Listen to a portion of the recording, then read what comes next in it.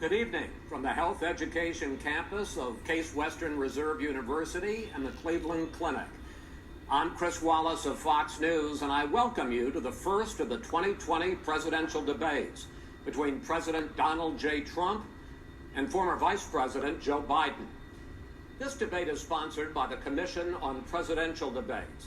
The Commission has designed the format, 6 roughly 15-minute segments, with 2-minute answers from each candidate to the first question, then open discussion for the rest of each segment. Both campaigns have agreed to these rules. For the record, I decided the topics and the questions in each topic. I can assure you, none of the questions has been shared with the Commission or the two candidates. This debate is being conducted under health and safety protocols designed by the Cleveland Clinic, which is serving as the health security advisor to the Commission for all 4 debates. As a precaution, both campaigns have agreed the candidates will not shake hands at the beginning of tonight's debate. The audience here in the hall has promised to remain silent. No cheers, no boos or other interruptions, so we, and more importantly you, can focus on what the candidates have to say. No noise except right now, as we welcome the Republican nominee, President Trump, and the Democratic nominee, Vice President Biden.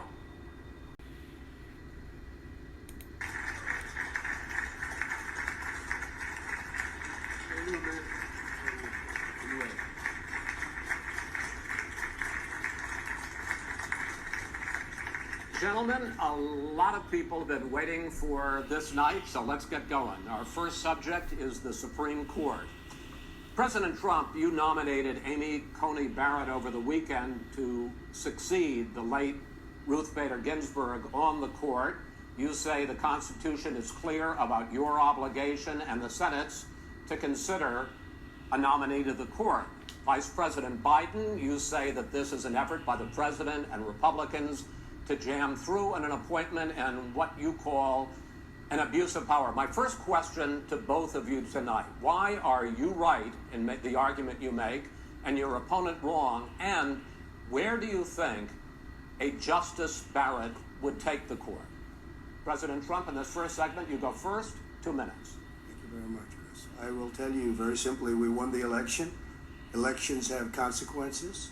We have the Senate, we have the White House, and we have a phenomenal nominee, respected by all, top academic, good in every way.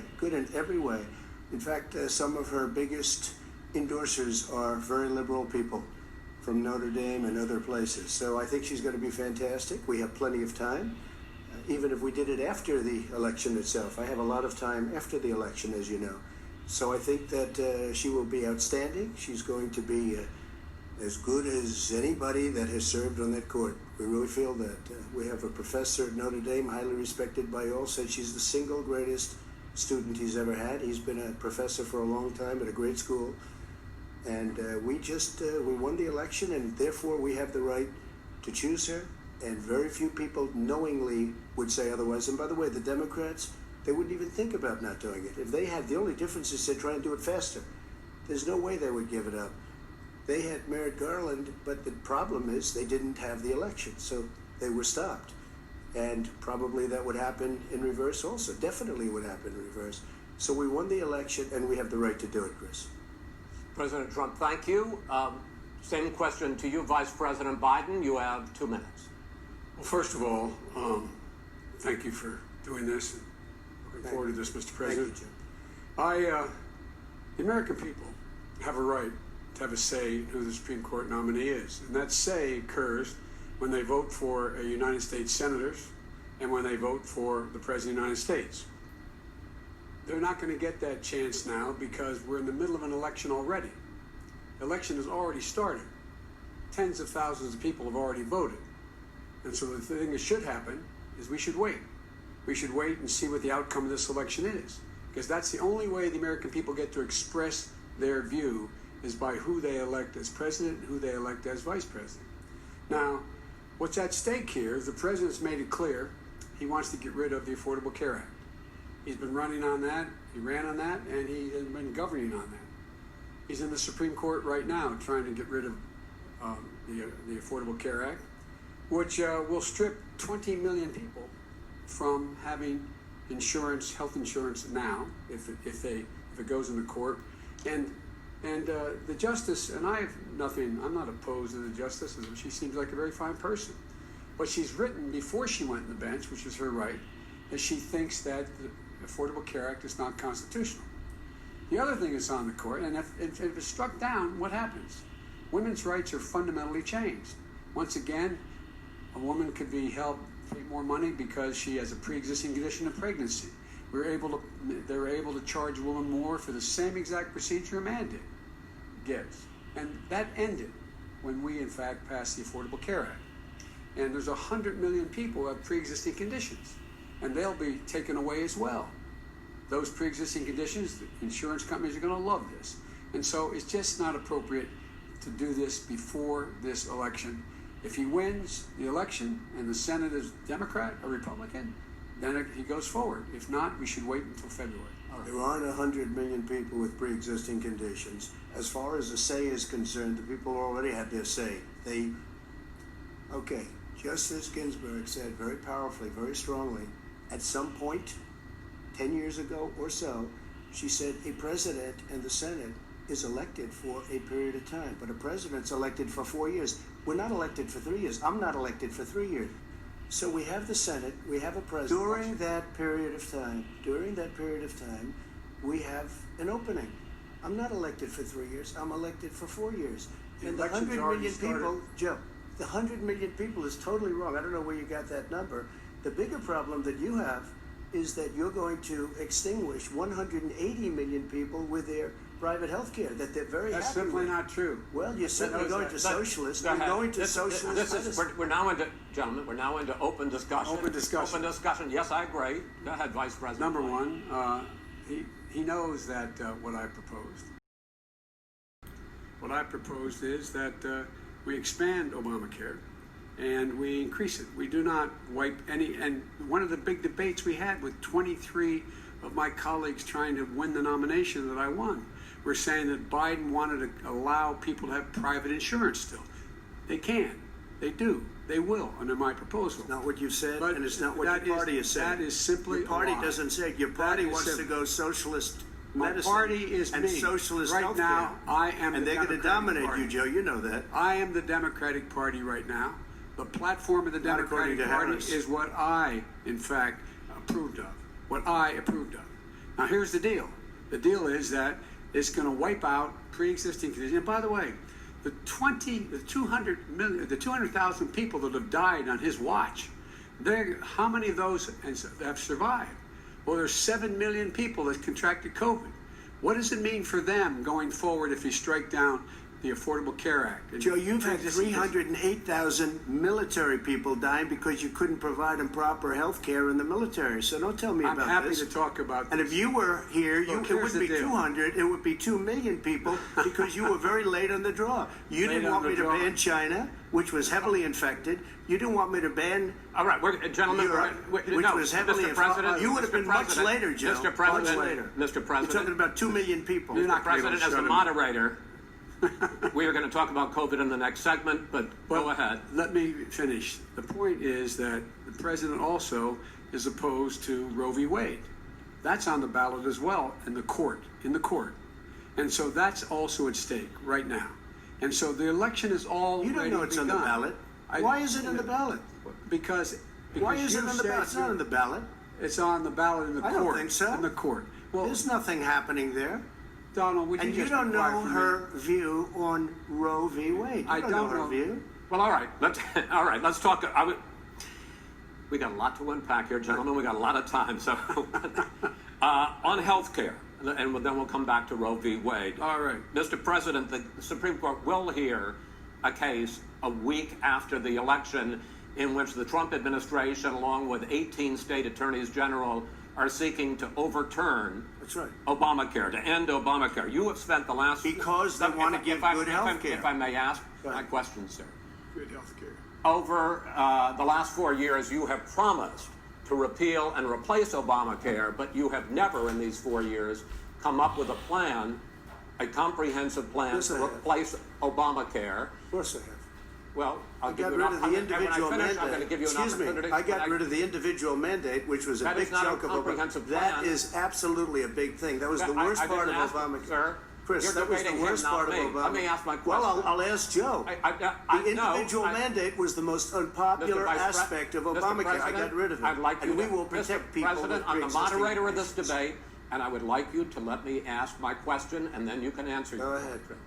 You, in the course of these 4 years, have never come up with a comprehensive plan to replace Obamacare, and just this last Thursday, you signed a largely symbolic executive order to protect people with pre-existing conditions 5 days before this debate. So my question, sir, is what is the Trump health care plan? Well, first of all, I guess I'm debating you, not him, but that's okay. I'm not surprised. Let me just tell you something. That there's nothing symbolic.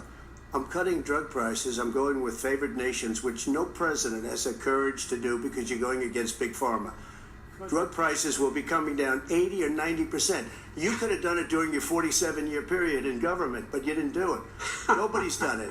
So we're cutting health care. All of the things that we've done, insulin, I give you an example, insulin, it was destroying families, destroying people because I'm getting it for so cheap. It's like water, you want to know the truth, so cheap. Take a look at all of the drugs what we're doing, prescription drug prices. We're going to allow our governors now to go to other countries to buy drugs because they pay just a tiny fraction. As I say, this is open discussion. No, let me ask you about, this is big stuff. Sir, you'll be happy. I'm about to pick up on one of your points to ask the Vice President, which is he points out that you would like to add a public option to Obamacare, and yes. The argument that he makes and other Republicans make is that is going to end private insurance. It is and not. I'm asking the question.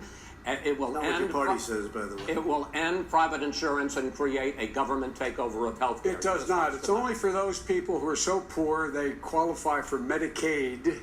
They can get that free in most states, except governors who want to deny people who are poor Medicaid.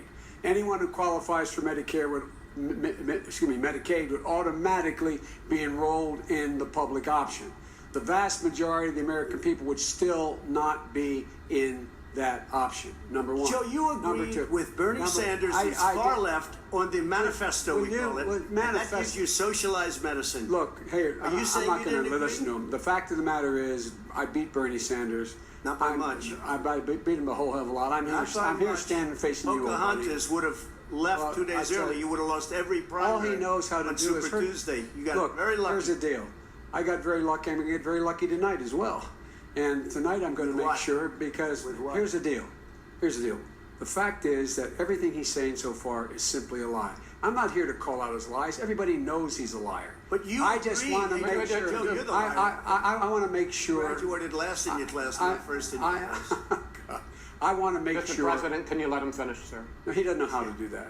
He has, You'd be surprised. You pick Be surprised. the wrong guy, the wrong night at the wrong time. Listen, you agreed with Here's the Bernie deal. Sanders to the whole manifesto. idea. Let him. There is no manifesto. Number Please one. let him speak, Mr. Number President. two. You just lost the left. Number two. You just lost the left. You agreed with Bernie Sanders on a plan. Folks, absolutely folks, do you have any idea what this clown's doing? They call it Mr. Do you have any idea? Socialized medicine. Mr. Well, I'll President. tell you what. He is not for any help for people needing health care. Because he in fact already has cost 10 million people their health care that they had from their employers because of his recession. Number one. Number two, there are 20 million people getting health care through Obamacare now that he wants to take it away. He won't ever look you in the eye and say that's what he wants to do. Take it away. No, I want to give you better health care at a much lower price because Obamacare is no good. He doesn't know how to do that. I've already fixed it. He has never offered a plan. I've already fixed it to an extent. He has never done a single thing. As you might know, but probably don't. Gentlemen, you realize if you're both speaking at the same time, and it's too expensive. Let the president. Go ahead, sir. Obamacare is no good. We made it better, and I had a choice to make very early on. We took away the individual mandate. We guaranteed pre-existing conditions, but took away the individual mandate. Listen, this is the way it is. And that destroyed, they shouldn't even call it Obamacare. Then I had a choice to make. Do I let my people run it really well or badly? If I run it badly, they'll probably blame him, but they'll blame me. But more importantly, I want to help people, okay? I said, you got to run it so well. That's what and I just had a meeting with them. They said the problem is no matter how well you run Obamacare, it's a disaster. It's too expensive. Premiums are too high, and it doesn't work. So we do want to get rid of it. Chris, we want to get rid of it. I understand it, but I have to give you roughly equal time. Good. Please let the Vice President talk. Good. He has no plan for health care. Of course we do. He sends out wishful thinking. He has executive orders that have no power. He hasn't lowered drug costs for anybody. He's been promising a health care plan since he got elected. He has none, like almost everything else he talks about. He does not have a plan. He doesn't have a plan. And the fact is, this man doesn't know what he's talking about. All right, I have one final question for you, Sure. Mr. Vice President. If Senate Republicans, we were talking originally about the Supreme Court here, if Senate Republicans go ahead and confirm Justice Barrett, there has been talk about ending the filibuster or even packing the court, adding to the 9 justices there. You call this a distraction by the president, but in fact it wasn't brought up by the president. It was brought up by some of your Democratic colleagues in the Congress. So my question to you is, you have refused in the past to talk about it. Are you willing to tell the American people tonight whether or not you will support either ending the filibuster or packing the court? Whatever position I take on that, that'll become the issue. The issue is the American people should speak. You should go out and vote. You're in voting now. Vote and let your senators know how strongly you feel. Vote now. You're going to pack the court? Make sure you, in fact, let people know you're senators. I'm not going to answer the question. Why would you answer that question? The question is, radical left. Will you shut up, man? Listen, who is on your list, Joe? Who's on your list? Gentlemen, I think this is so unprecedented. He's going to pack the court. We have ended this segment. We're going to move on to the second segment. That was really a productive segment, wasn't it? Keep yapping, man. The people understand, Joe. 47 years you've done nothing. They understand. All right. The second subject is COVID-19, which is an awfully serious subject, so let's try to be serious about it. We have had more than 7 million cases of coronavirus in the United States, and more than 200,000 people have died. Even after we produce a vaccine, experts say that it could be months or even years before we come back to anything approaching normal. My question for both of you is, based on what you have said and done so far and what you have said you would do starting in 2021, why should the American people trust you more than your opponent to deal with this public health crisis going forward? In this case, the question goes to you first, sir. 2 minutes uninterrupted. Good luck. 200,000 dead. As you said, over 7 million infected in the United States. We, in fact, have 4% of the world's population, 20% of the deaths. 40,000 people a day are contracting COVID. In addition to that, about between 750 and 1,000 people a day are dying. When he was presented with that number, he said, it is what it is. Well, it is what it is because you are who you are. That's why it is. The president has no plan. He hasn't laid out anything. He knew all the way back in February how serious this crisis was. He knew it was a deadly disease. What did he do? He's on tape as acknowledging he knew it. He said he didn't tell us or give people a warning of it because he didn't want to panic the American people. You don't panic. He panicked. In addition to that, what did he do?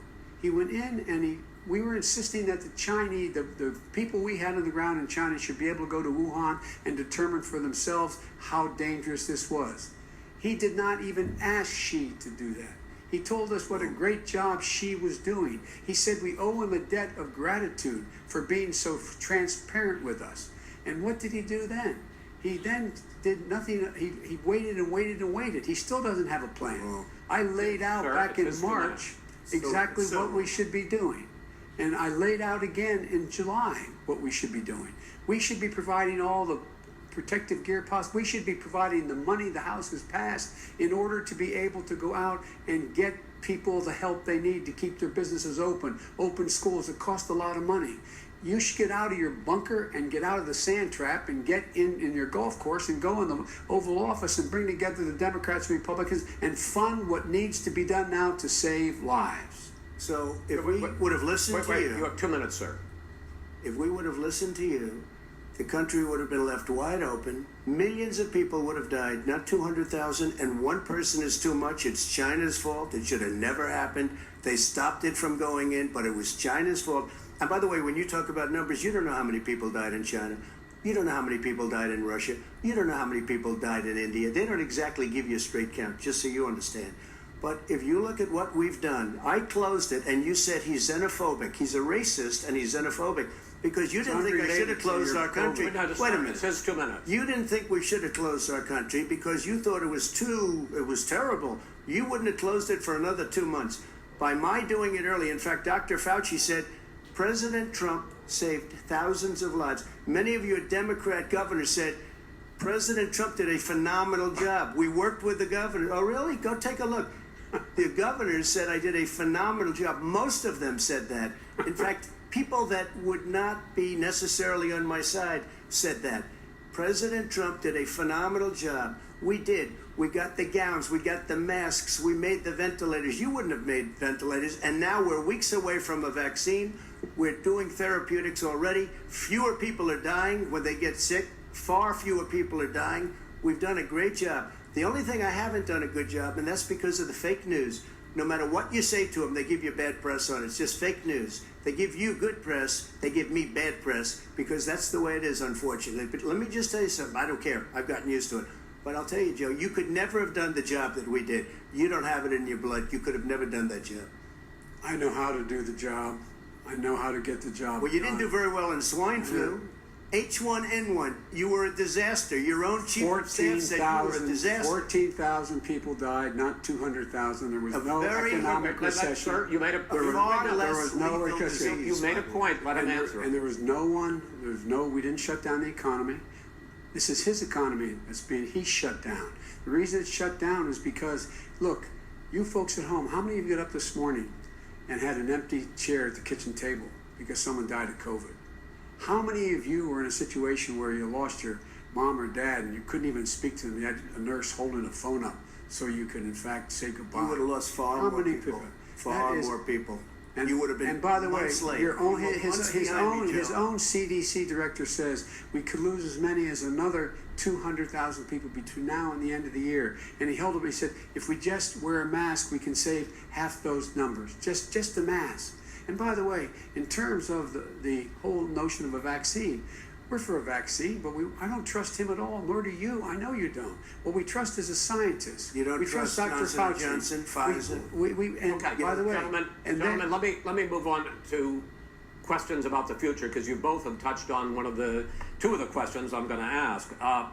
Focusing on the future first, President Trump, you have repeatedly either contradicted or been at odds with some of your government's own top scientists. The week before last, the head of the Centers for Disease Control, Dr. Redfield, said it would be summer before the vaccine would become generally available to the public. You said that he was confused and mistaken. Those were your two words. Yeah. But Dr. Slaoui, the head of your Operation Warp Speed, has said exactly the same thing. Are they both wrong? Well, I've spoken to the companies and we can have it a lot sooner. It's a very political thing because people like this would rather make it political than save lives. It is a very political thing. I've spoken to Pfizer. I've spoken to all of the people that you have to speak to. We have great Moderna, Johnson & Johnson, and others. They can go faster than that by a lot. Become very political because the left, or I don't know if I call them left, I don't know what I call them. The head of your Operation Warp Speed, Dr. Slaoui? I disagree with him. Yeah, no, I disagree with both of them. And he didn't say that. He said it could be there, but it could also be much sooner. I had him in my office 2 days ago. He talked about the summer, sir, before it's generally available. Just like he said it's a possibility that we'll have the answer before November 1st. It could also be after that. It's generally available. Well, we're going to deliver it right away. We have the military all set up. Logistically, they're all set up. We have our military that delivers soldiers, and they can do 200,000 a day. They're going to be delivering. This is the same man. It's all set up. By Easter, this would be gone away. By the warm weather, it'd be gone. Miraculous, like a miracle. And by the way, maybe you could inject some bleach in your arm, and that would take care of it. This is the That same was man. said sarcastically, That was you him. know that. I- That was said sarcastically. And so here's the deal. This man is talking about a vaccine. Every serious company is talking about maybe having a vaccine done by the end of the year. But the distribution of that vaccine will not occur until sometime beginning or the middle of next year to get it out, if we get the vaccine. And pray God we will. Pray God we will. Mr. Vice President, I want to pick up You'll have on the that. vaccine soon. I want to pick up on this question, though. You say the public can trust the scientists, but they can't trust President Trump. In fact, you said that again tonight. Your running mate, Senator Harris, goes further, saying the public health experts, quote, will be muzzled, will be suppressed.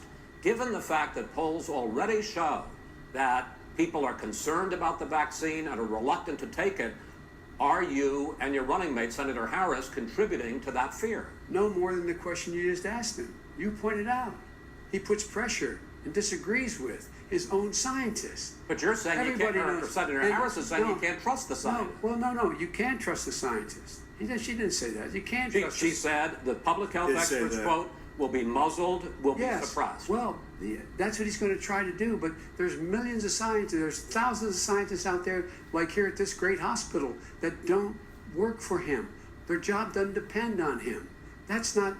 They're the people. And by I the way, spoke to the scientists that are in charge. By the way, they will have the vaccine very soon. Do you believe for a moment what he's telling you in light of all the lies he's told you about the whole issue relating to COVID? He still hasn't even acknowledged that he knew this was happening, knew how dangerous it was going to be back in February, and he didn't even tell you. He's on record as saying it. He panicked, or he just looked at the stock market. One of the two, because guess what? A lot of people died, and a lot more are going to die unless he gets a lot smarter, a lot quicker. Mr. President? Did you use the word smart? So you said you went to Delaware State, but you forgot the name of your college. You didn't go to Delaware State. You graduated either the lowest or almost the lowest in your class. Don't ever use the word smart with me. Don't ever use that word. Oh, give me a break. Because you know what? There's nothing smart about you, Joe. 47 years you've done nothing. Let's have this debate. And if you would have had, let me just tell you something, Joe.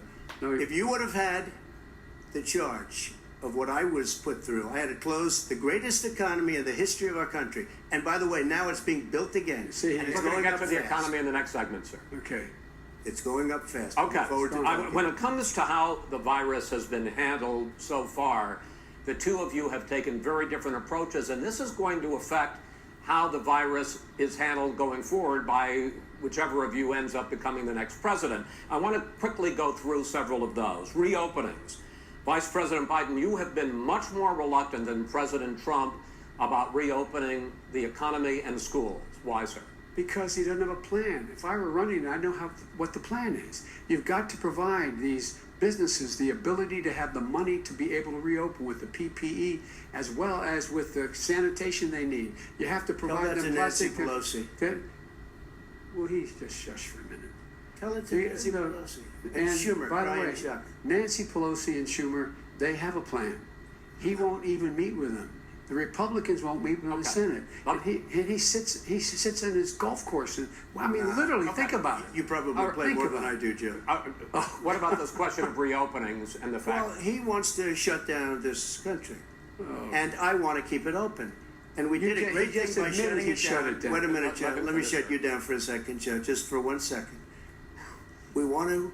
He wants to shut down the country. We just went through it. We had to because we didn't know anything about the disease. Now we found that elderly people with heart problems and diabetes and different problems are very, very vulnerable. We learned a lot. Young children aren't.